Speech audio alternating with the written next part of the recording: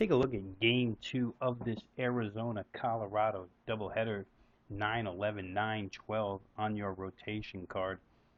Ruby De La Rosa for the Diamondbacks. Kyle Kendrick for the Colorado Rockies, back after 32 days off here.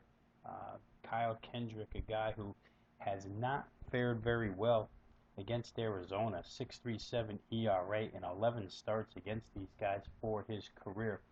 It's been horrible at Coors Field as well since Kyle Kendrick became a Rocky this year. He's gone 2-5 with a 7.27 ERA in 10 outings at Coors.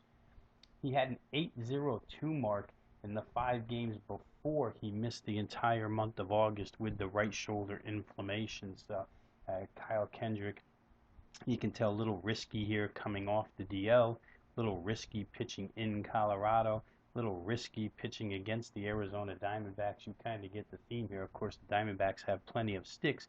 Robbie De La Rosa has been the exact opposite here. For De La Rosa, he's gone 5-0 in his last 5 decisions.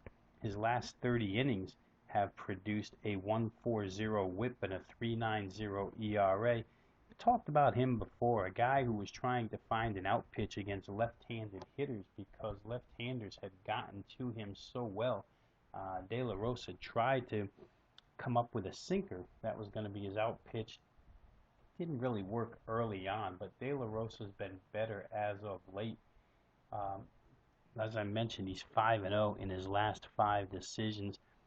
Don't know that I like him here in this spot, however. One thing to note before we get into Robbie De La Rosa here a little bit, in these doubleheader situations, we always like to check the bullpen usage in game 1 because it can be directly applied to game 2. Arizona's bullpen troubles were well documented in our podcast yesterday, and the fact that my feeling is management, and rightfully so, turning the page on the 2015 season, looking forward to the 2016 season, trade Addison Reed out of that bullpen, one of 3, what had become 3 reliable arms in the pen. Then they took the second of 3 reliable arms in that pen, Andrew Chafin, and sent him back down for fear that they would use him too much in September. So now you've gotten rid of 2 of your top 3 arms. And third, we see Brad Ziegler have to be pulled from the bullpen to save a game last night, even though the day before he had thrown 30 pitches in extra innings against the Oakland A's. And because Arizona has nobody better to close, or nobody that's capable of closing games, they march Ziegler back out there up a 30-pitch performance, and he gives up 4 in the bottom of the 9th. He's now thrown 52 pitches in the last 2 games. Very difficult situation for the bullpen. Check, monitor everything that goes on with the bullpen here in game 1 of this doubleheader. You can apply it to game 2. Colorado, same goes for Colorado here because their bullpen is not stable either. But let's get back to Robbie De La Rosa here for a minute.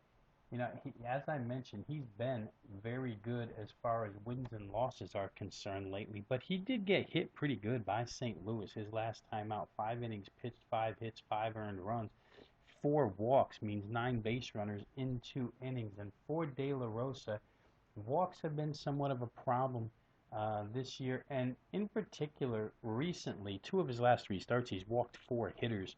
That could be a bit of a problem in Coors against the Rockies. This stadium, obviously it's been this way since it was built. It just is different for pitchers. Good pitchers come in here and get hit hard. I think Robbie De La Rosa may get hit hard in this particular game by the Rockies left-handers. They're a very good home offense, and they're a very good offense against right-handed pitching. You look at Colorado's numbers against righties, and you see that 777 OPS, which ranks number 1 in Major League Baseball. Not even the Toronto Blue Jays have a higher OPS against righties than do the Colorado Rockies. Let's take a look at the line in this game. Could change, obviously, a lot of time before this one goes off, and there are some circumstances that could happen in game 1 to affect the number.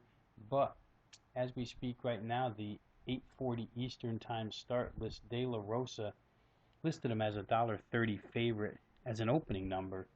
Now bet down to about $1.16, $1.17. Like I said, I agree with the movement here from the bettors reacting toward the Rockies in this one, fading Arizona and De La Rosa.